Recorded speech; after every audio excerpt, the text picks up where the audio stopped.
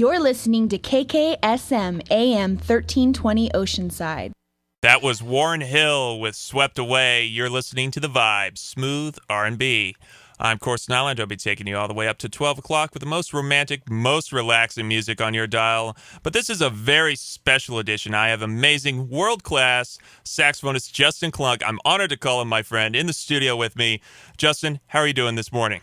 Hi, Chorus. Thank you for having me here today, man.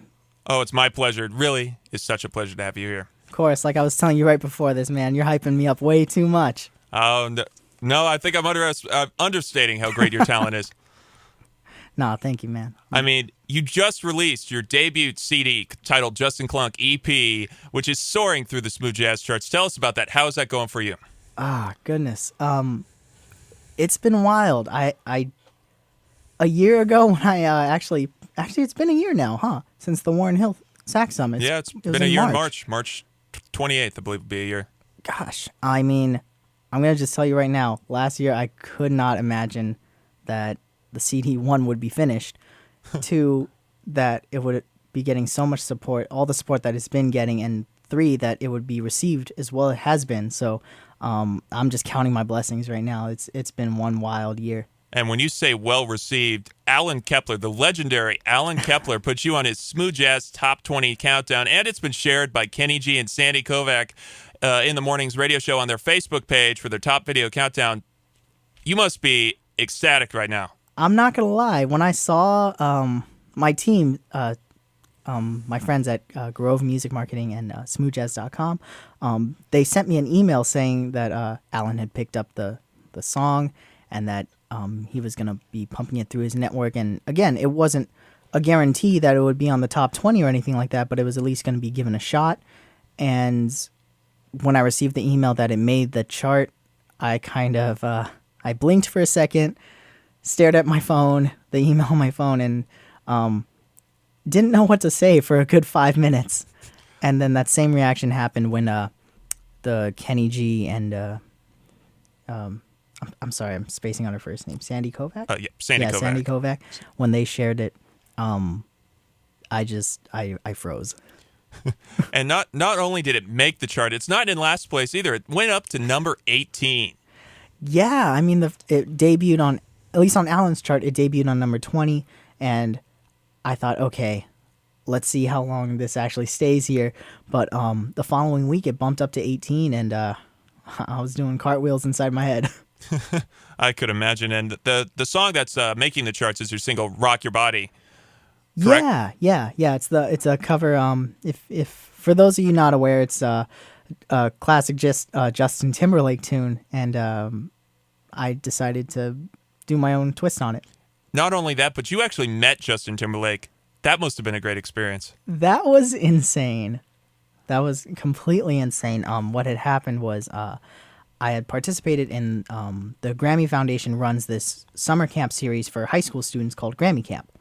And Grammy Camp focuses around singer-songwriters and instrumentalists and in a more contemporary setting, a little different from their jazz ensemble and from different classical ensembles that they form.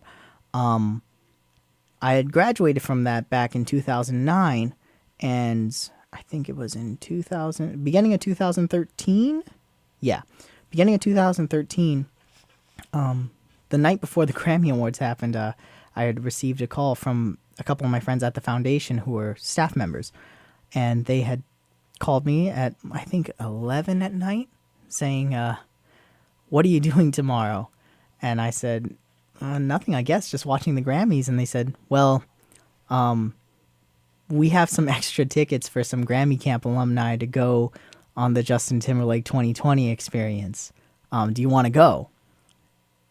I kind of froze and had that same reaction that I did with the radio stuff. And I was like, yeah, of course. What time do I got to be there? Yeah, you got to be in Hollywood at 5:30 a.m.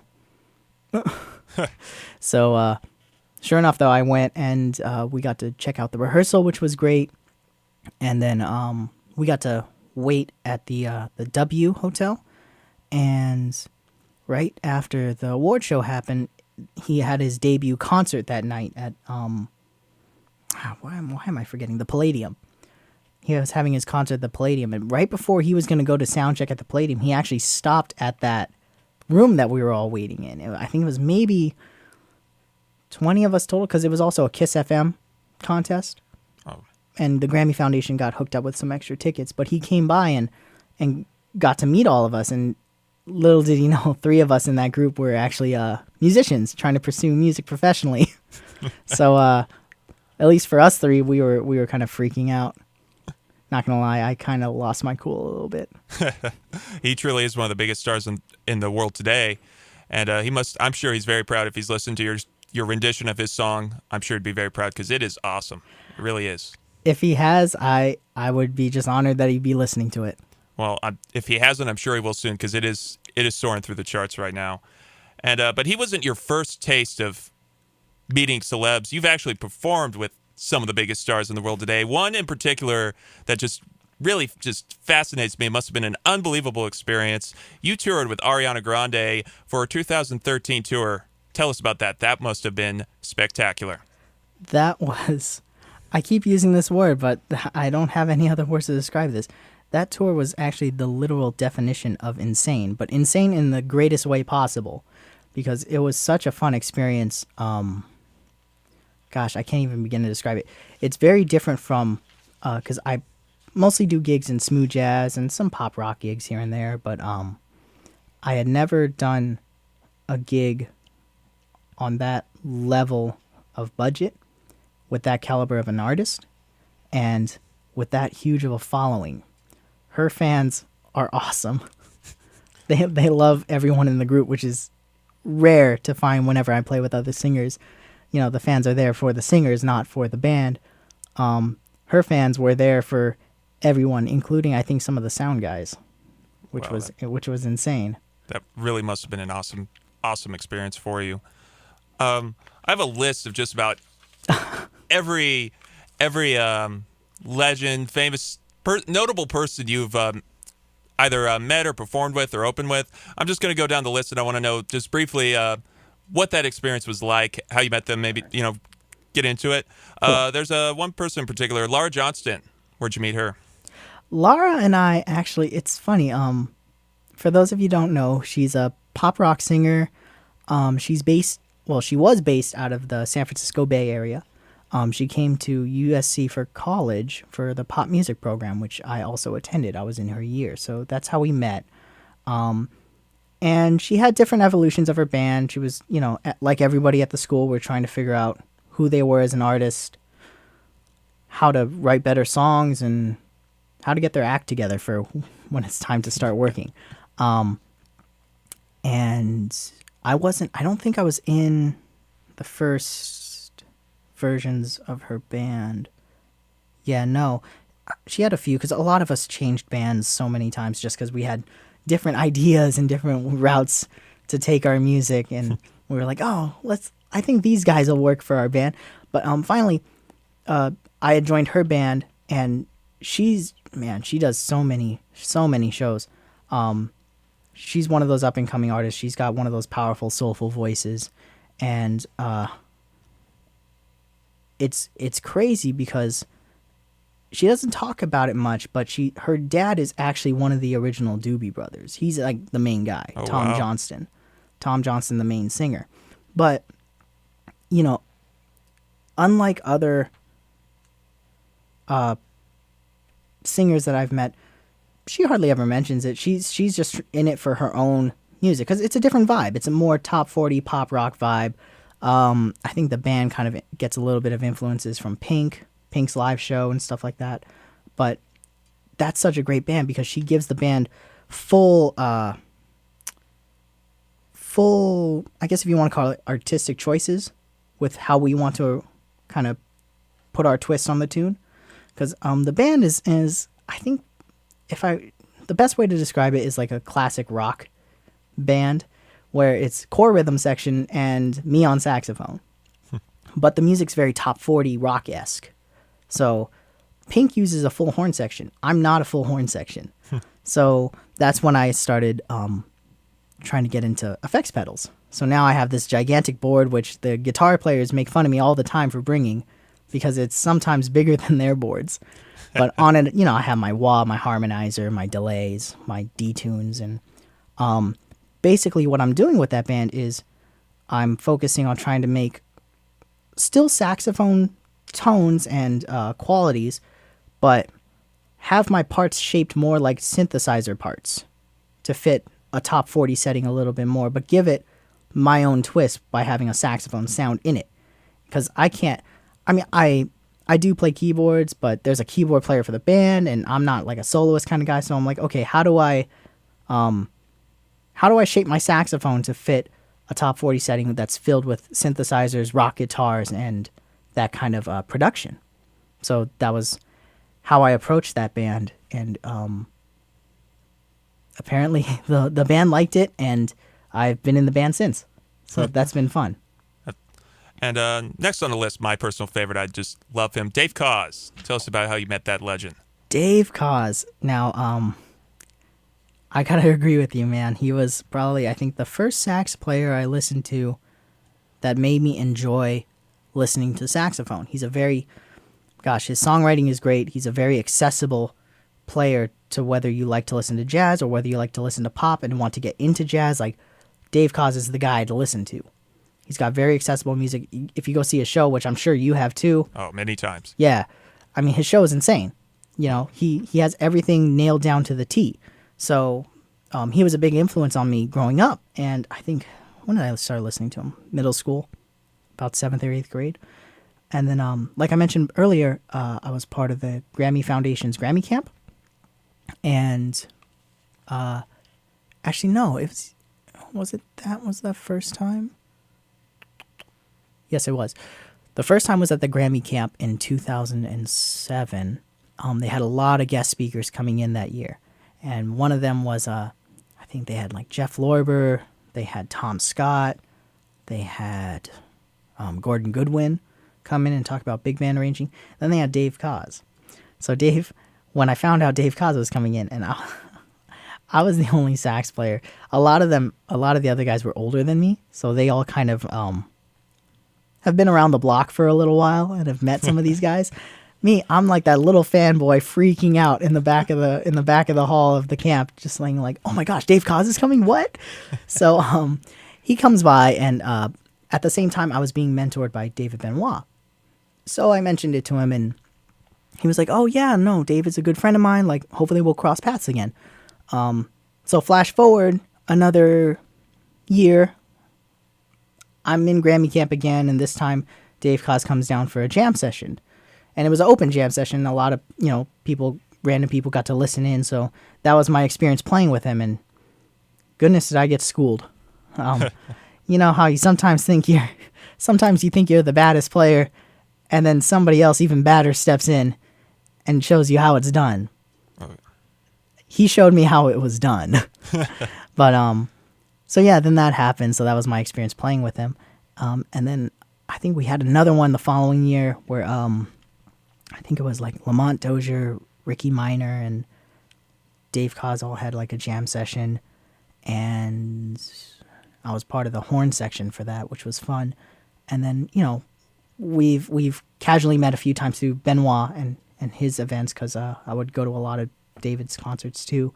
And then a handful of them, Dave Koz would be there, either just as support or to be a guest performer. So Dave Koz is such a super sweet guy. Like, he's ever since then, he's helped mentor me, kind of like give me some advice here and there about what it means to step out of the practice room and try to become an artist.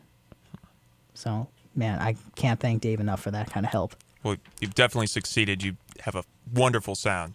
Oh, I'm just trying to learn and keep going, Well, you're definitely awesome. Next on the list, Melissa Manchester. Tell us about that one. I love Melissa. She's awesome. She's a teacher at USC, and I never taken from her. But I've been playing with one of my friends for years now.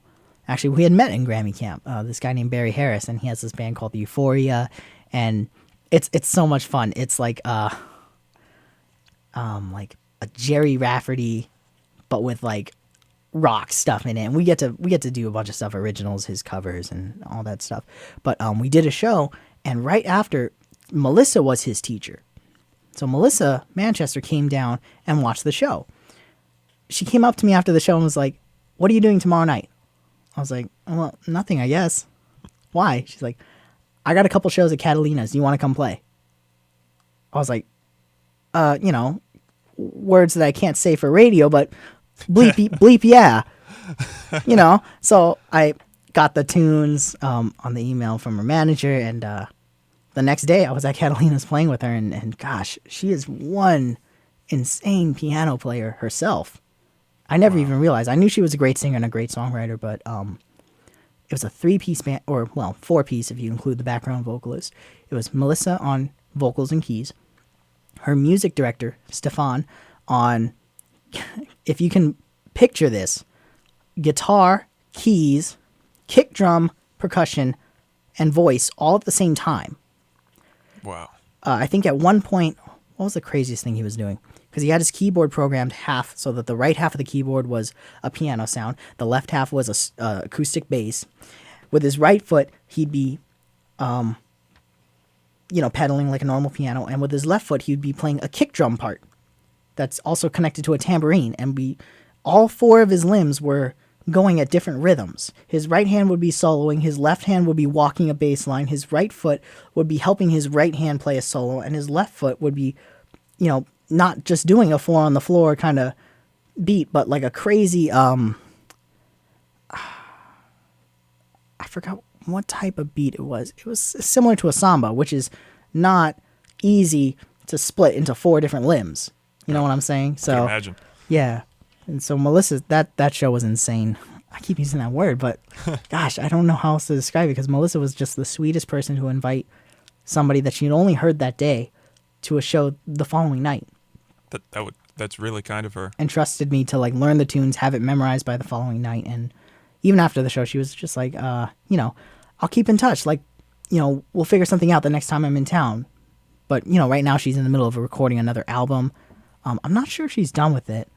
I know Dave Koz is actually, I think she announced that he's playing on it. Oh, wow. I think I saw it on her Facebook, so that should be a great album. I'm going to pick that up when it comes out. Oh, me too.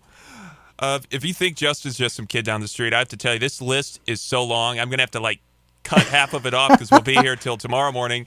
But one on the list I just can't leave off is the amazing, legendary Earth, Wind & Fire. How did you, a young man, already can say you've been with them? Gosh, it's so funny because a lot of the artists you've been picking ties into this Grammy Camp. Grammy Camp was such a big part of my growing up experience in high school. They were one of the guest performers at Grammy Camp for, I think, 07 or 08. And they came down and put on a clinic. So Gary Bias, the sax player for Earth, Wind & Fire, came down and talked to the sax players about section playing and stuff like that. And there were, I think, 7 of us horns. And at the end of the day, we put on a concert at Citrus College for press, for whoever wanted to be there, for staff members, for other campers. They had pretty much almost all of the horn section there. 7 of us total. The 7 of us could not match the volume of just Earth, Wind & Fire's sax and trumpet player. Wow. They cut harder than all of us put together. But we got to play, I think, pretty much an entire set with that band. Wow. We almost lost track of where we were because we were watching Verdine just rip a bass line and all these other guys just destroying it. That is like a musician's absolute fantasy. It was literally a fantasy come true. That is just amazing. We're going to have to take a quick break, but we're going to continue the interview with Justin. Would you mind if, when we came back, we played your new single, Rock Your Body? Oh, I would love it. I would be honored. Thank you, Course. We're going to do that next after the break on The Vibe with me, Course Nylander, up till 12 o'clock on KKSM, the radio revolution. KKSM. Some assembly required. The radio revolution.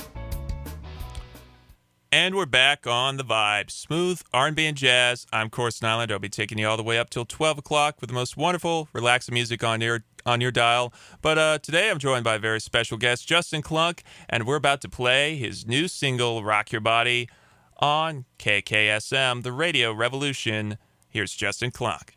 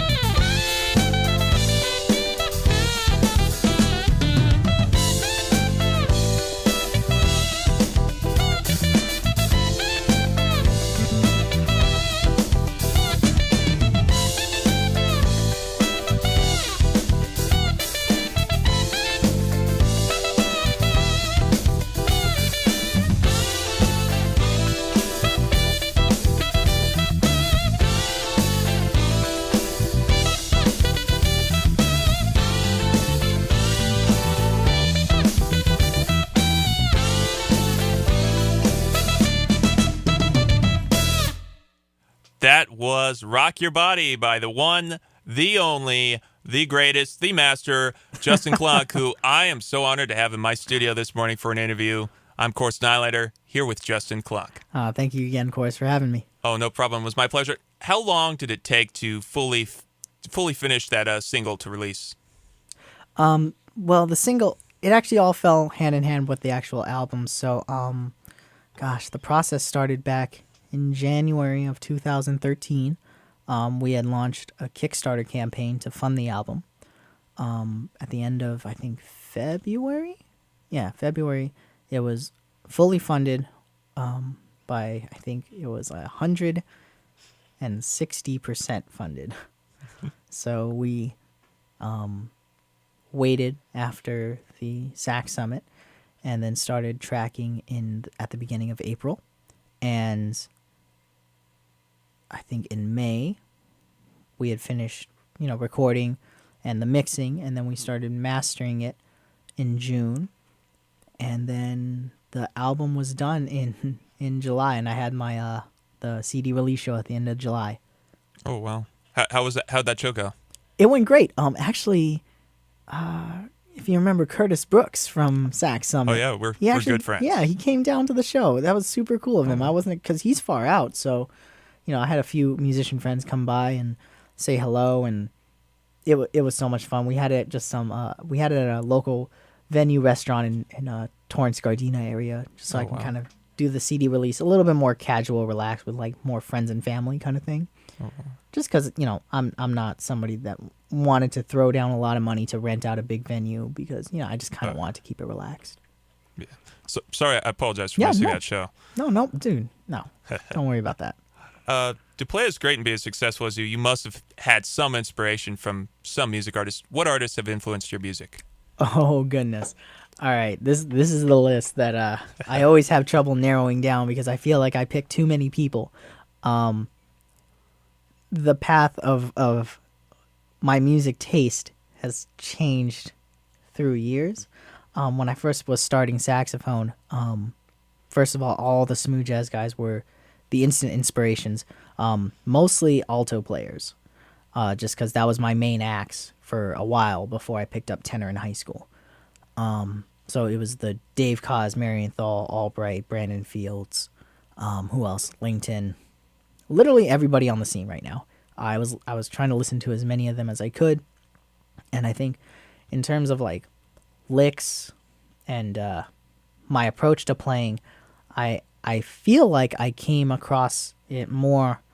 I resonated more with how Michael Paulo and Jeff Koshiwa would approach the saxophone. That was a little bit more my route towards playing alto. And then when I got to high school, I dove more into the straight ahead jazz scene.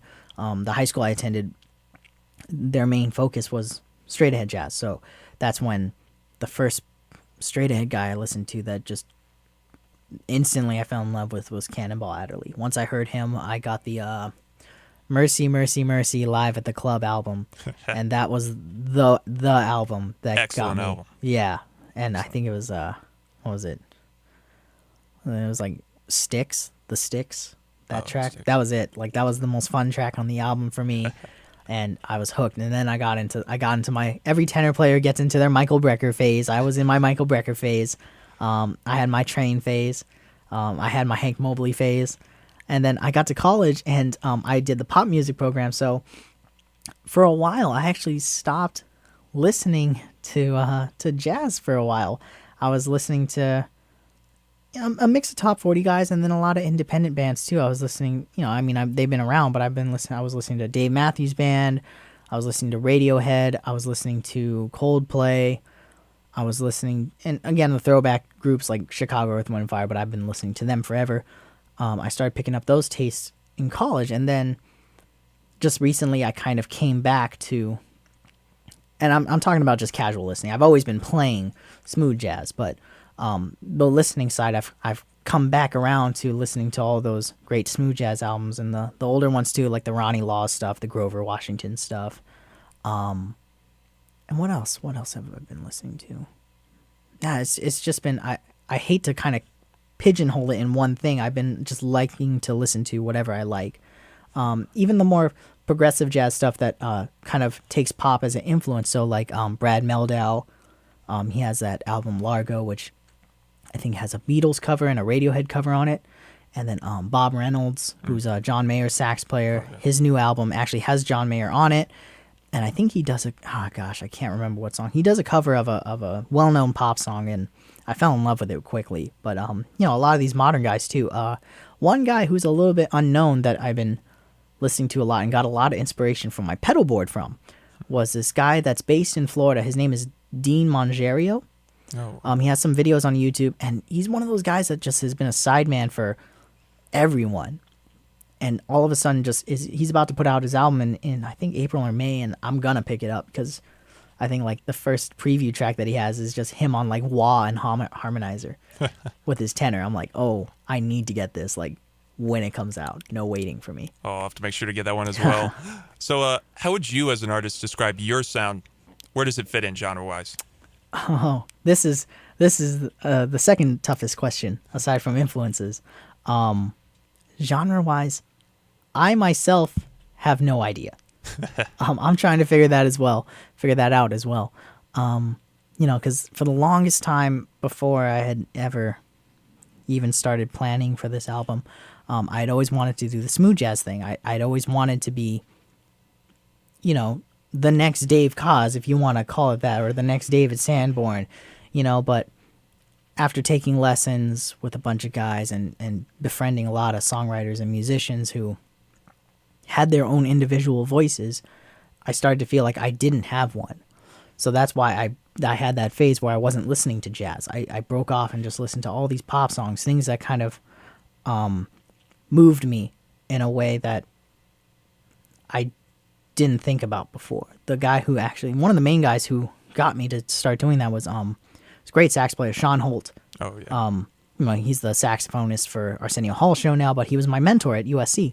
And he sat me down and said, okay, who are you? And I was like, well, what do you mean? He's like, who are you? Just answer it right now. And I literally just told him, I don't know. So we focused on just trying to figure that out, who I was as an artist. And I came back around later to find out that the things that I wanted to do with my music sometimes weren't actually the things I really liked to do. And my roommate, who's also a songwriter, was telling me after I came back from a show and I listened to one of my old teachers play this funk band, and I was like, gosh, I really liked all the stuff in his band. I just wish I could have changed some of that songwriting of his, and it was great, but I didn't think it was bad. I just had different ideas for where I wanted those melodies to go. I was like, I wish they would have went that route. And my roommate turned to me, he's like, well, why don't you just do it yourself? And I was like, the simplest answer in the book gave me a huge epiphany. I was like, well, I guess you're right. So then I spent the next few months taking songwriting classes and focusing on that. And I came out, I think I wrote about a big handful of songs, and I picked 4 that I really liked, and then I picked a cover. So I picked the 4 that I was like, I'm proud of these songs. They feel like me. And the best way now that I can describe it is I consider myself smooth jazz, but with a more rock pop vibe to it. Then I know some of the newer smooth jazz guys like to go a little bit more hardcore R&B route. Now I love the R&B route and I want to use it, but I don't want to use it in everything. And I kind of want to split my music down the line between R&B and rock and kind of flirt with that line a little bit. I guess that's the best way I can consider it. And all of my friends had different interpretations for what my sound is, which is cool. I like not being categorized as one thing. I like it when people have different interpretations of what they think my music is. Well, you do such a great job at it. You really have a very unique, just fascinating sound, in my opinion. Oh, and that's coming you, from Chorus. another saxophone player, and I look up to you. I'm going to say that. I really do. Dude. You are awesome. No, thank you, man. Really. Appreciate it. I wanted to hold off on it, but I'm a music geek, so No, go for it. let's get into the geeky let's stuff get here. nerdy. Sorry to our listeners that Let's get nerdy. What's your saxophone setup? I My understand you use saxophone setup. I understand you use a tenor saxophone reed on an alto. I've never heard of anyone else doing that. Yeah.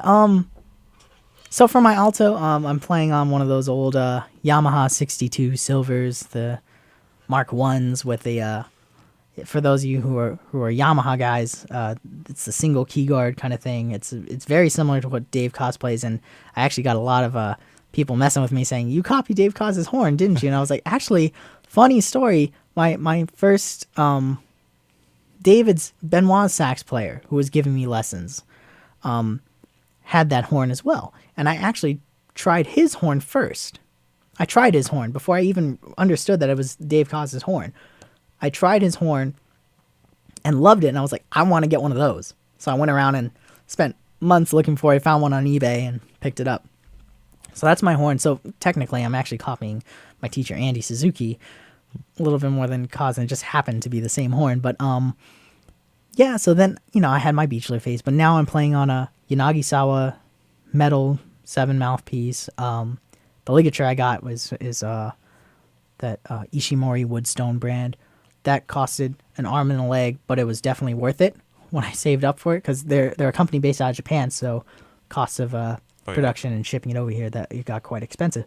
But yeah, so I use the Van Doren like size 3 tenor reeds on my alto, and actually the one who recommended that I try it was George Shelby. He's a Yamaha artist, and he's a sax player. He's done the American Idol stuff. Barry Manilow, he's an artist himself. But he does that on his alto, and I heard him first on the Barry Manilow CD, where it was him and Koz having a sax-to-sax duel.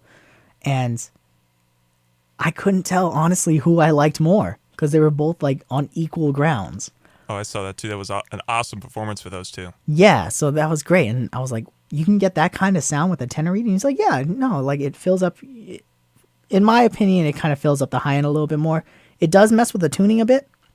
Everything's a little flatter, so I had to like work on it for a while to reshape my embouchure. And when Warren Hill Sax Summit happened, that was actually like only like a month and a half after I started trying it. So I was having some issues down there when I was like, oh man, how do I do this on a tenor reed? But no, so that's why I do that. And I think Jeff Coffin does it too, the sax player for Dave Matthews Band. And then just to run down it really quick, soprano setup. All my horns are Yamaha. I'm not endorsed or anything like that. I would like to be, but I actually just love their horns. The soprano is one of their older silver 62s. I got a Selmer Super Session mouthpiece on it. I forgot what size it was. All my reeds are the Van Doren Java Reds. Soprano's 2.5. I think the tenor and the alto are tenor size 3s. And then my tenor is 82Z silver. The mouthpiece actually is a funny story. It's been my favorite mouthpiece I've ever played on, and I got it for free. My teacher was in the middle of moving, and he already had his setup that he was in love with, and he was never going to get rid of it, and he already had a backup mouthpiece. So he's just like, do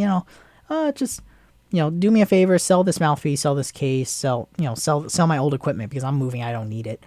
I was like, well, can I keep the mouthpiece? Because this kind of looks crazy. And he was like, yeah, go for it, keep it. I hung on to it for a year, never actually played on it, because it's vintage. I mean, by vintage, I mean it was kind of gross looking. So after some alcohol cleanser and a couple days of cleaning it with soap and water, I tried playing on it, and goodness gracious, I never loved a mouthpiece that much in my life. So I was like, I've been cherishing that mouthpiece ever since, and been playing that on my tenor. Funny how things like that happen. Yeah, no, it was absolutely crazy. I was like, how is my favorite mouthpiece the cheapest mouthpiece I've ever purchased? And what's your practice technique? You must do something different than other people to be as amazing as you. Honestly, I'm always trying to change my practice regimen to be more like other people, because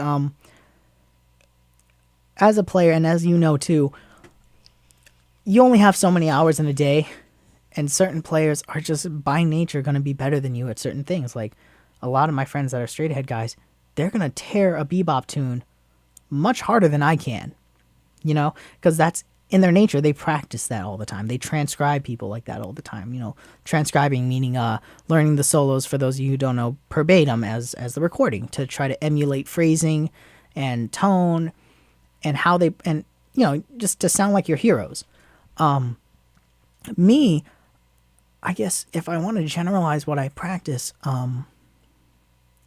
the time always fluctuates day to day because, work, rehearsals, family things, whatever. They all get in the way of your day. And, everybody would be loving to practice 8 hours a day and just solely focus on that. But that's not the case. I have to wake up and answer emails and go to a rehearsal and where it's mostly hurry up and wait, and then come home and I'm exhausted from the day. And I'm like, okay, it's 8 o'clock. I have until 10:30 before the neighbors call the cops on me. What am I going to work on? There's so many things I would like to work on. I was like, I wish I learned these bebop tunes. I wish I practiced these exercises. I wish I can, just focus on this Michael Lington lick. I wish I can learn. Oh no, I got to learn all these songs for a rehearsal at the end of the week. Like, what do I do? The best way I can put it is splitting my time accordingly. The best analogy that I got from a teacher was, don't try to practice too much without a goal and without a time. You can get more done with just an hour of focused practicing than you will with 8 hours of noodling, which I used to do that a lot, 8 hours of noodling. But now I focus and I dedicate my first half an hour to warm-ups. Only warm-ups, long tones, overtones, any scales that are giving me trouble, and not even giving me trouble. It's if I feel like I got a grasp of these scales in all 12 keys, I will sit down, and the thing I learned from Bob Reynolds' tutorial videos is always make a new exercise for yourself. So practice your scales in thirds, practice them in fourths, practice them backwards, practice them forwards, practice different arpeggios. Find something that's difficult for you and work on it. Because you can ask any professional musician and they will say, practicing should not sound good. That's when you're going to sound your absolute worst, and you're going to probably hate yourself by the end of the 2 hours. But by the end of the 3 months, you're going to be laughing at how hard you were struggling on those things 3 months prior. So in a nutshell, the best advice I can give to practicing is focus your time to what's manageable to you and find things that are difficult.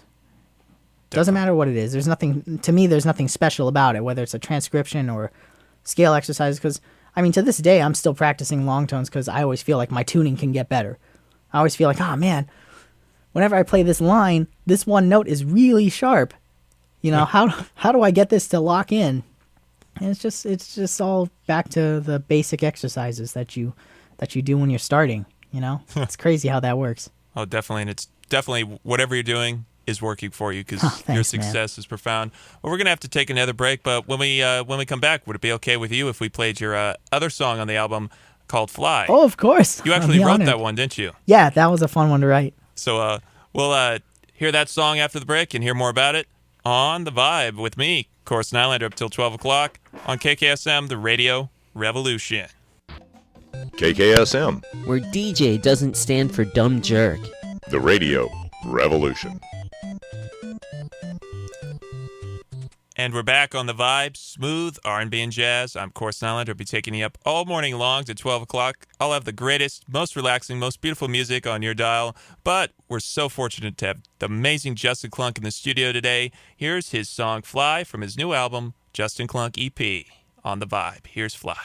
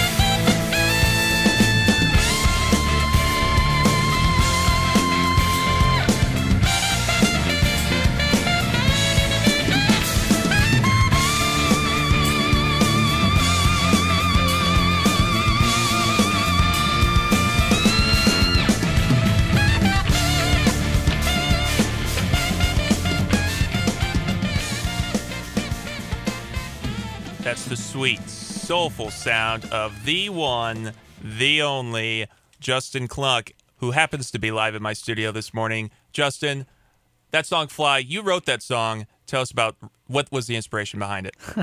Thanks again, Chorus, for having me, man. But My pleasure. yeah, no, I mean, Fly.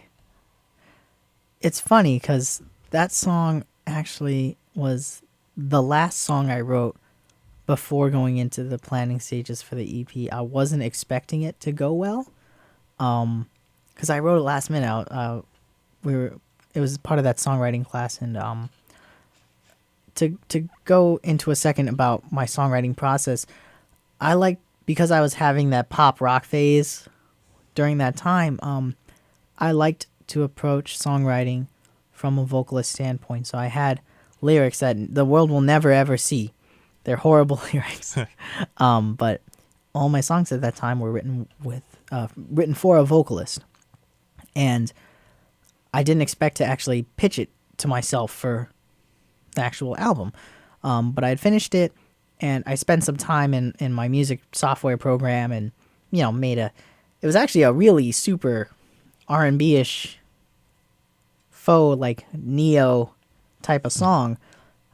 But I took that recording and just as whatever, I took it to my band and I told them, see if you guys can do something with this. I have a melody, I have a hook, and I kind of have some sections written out, but let's take it a different route. I mean, because most of my musicians are rock musicians in my band, so I told them, do what you do on this. So they took it and turned it into, basically almost turned it fully into what the recording ended up being.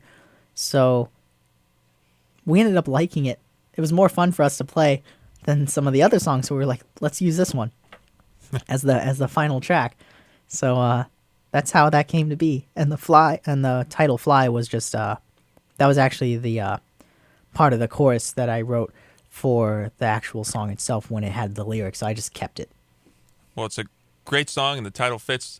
Where can people buy your album? It's called Justin Klunk EP. Where can we get that album? Totally. You can buy it on iTunes. Just search my name. It should be the only album up there. I don't believe there are any other Justin Klunks out there right now. It's available for streaming on Spotify. The physical CDs can be purchased on CD Baby or CD Baby, just CD Baby. Well, I definitely would recommend anyone getting that album, but you should have put a disclaimer on there that it's going to require you to spend a lot of time by your CD player, because I keep putting the whole album on replay. These two songs we played you today are just a taste of the greatness in that album. It really is fascinating. Do you hope you get any Grammy nominations, or do you see that coming in the future? Off of this album? No.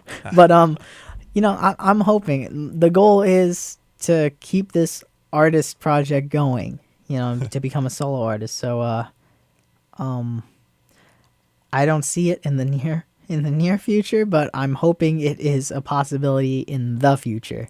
So Well, I think it's more of a requirement. It's going to happen. I see it happening. Do you have any plans on a second CD? With the success of this first one, you must be an idea. Oh, yeah, definitely. Right now, I'm tossing a few ideas. Right now, we've been focusing on just trying to book some shows. So we're hitting up venues like Spaghettini's, Cafe Cordial, trying to see if I can line up some festivals. But basically, right now, the band and I have decided, let's play some shows. Let's sell what we got of the CDs.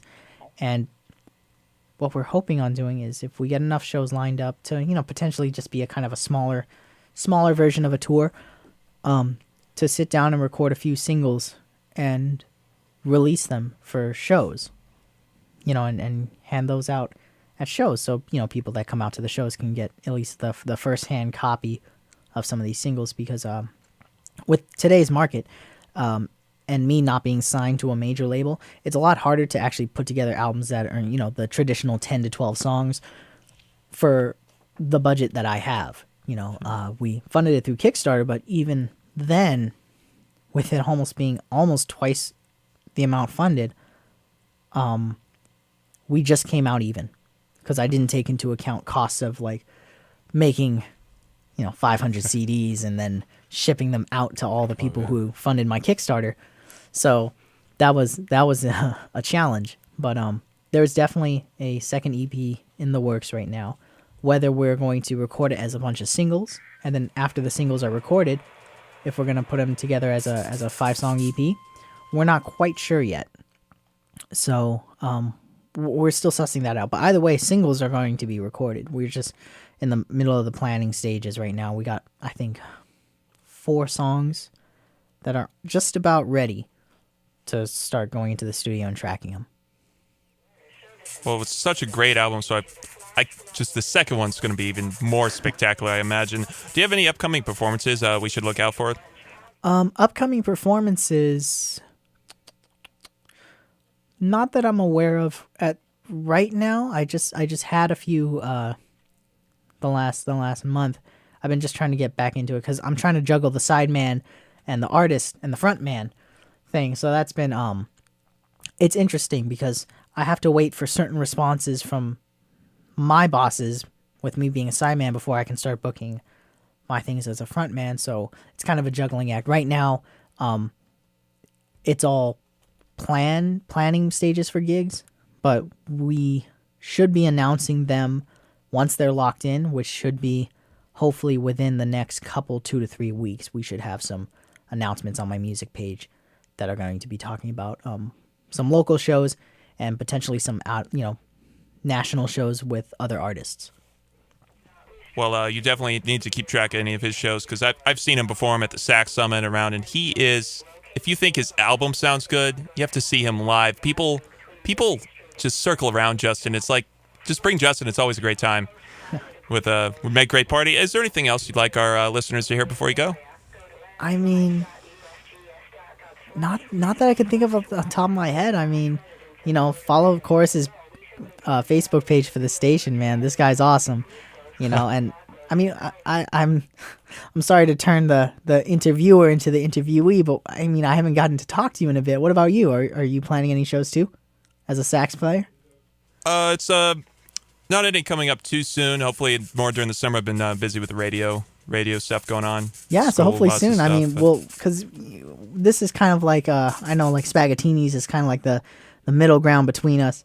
So hopefully, I mean, we'll run into each other at one of these jam sessions, and all you listening can come down and see both of us rock out and some of those other sax player Sax Summit alumni, and we'll just have a gigantic jam mash session at Spags or something. That would be outstanding. It's always a great time with all of us Sax Summit people. And thank you to Warren Hill for throwing that Sax Summit. It really is a great event. Yeah, big kudos to Warren because, I mean, I wouldn't have met this guy and all these other local players that I didn't even know were local. I mean, I usually you run across a bunch of LA musicians and California musicians at some point or another, but there was a whole nother pocket of musicians that I had never met from the San Diego, Temecula area that, goodness, I didn't know how big of a community you guys have down here too. Like that summit kind of got both Mid-Cal, SoCal, and SoCal to kind of link up and get to know each other. Southern California sure is now, I would say, the smooth jazz capital of the world, I would say, probably. We're slowly taking over. It's definitely going great over here for smooth jazz. So thank you so much for joining us, Justin. It was such a pleasure having you on the show. Totally. Thanks again, Course, for having me on the show. No problem. We're going to keep your smooth, romantic music on this rainy day in San Diego. Thank you to Justin Klunk for joining us. Make sure to buy his new album, Justin Klunk EP, with the hit single Rock Your Body that's soaring through smooth jazz charts, number 18 on Alan Kepler's Smooth Jazz Top 20 Countdown. And so this will be a perfect segue. Here's Ariana Grande with Tattooed Heart on The Vibe, Smooth R&B.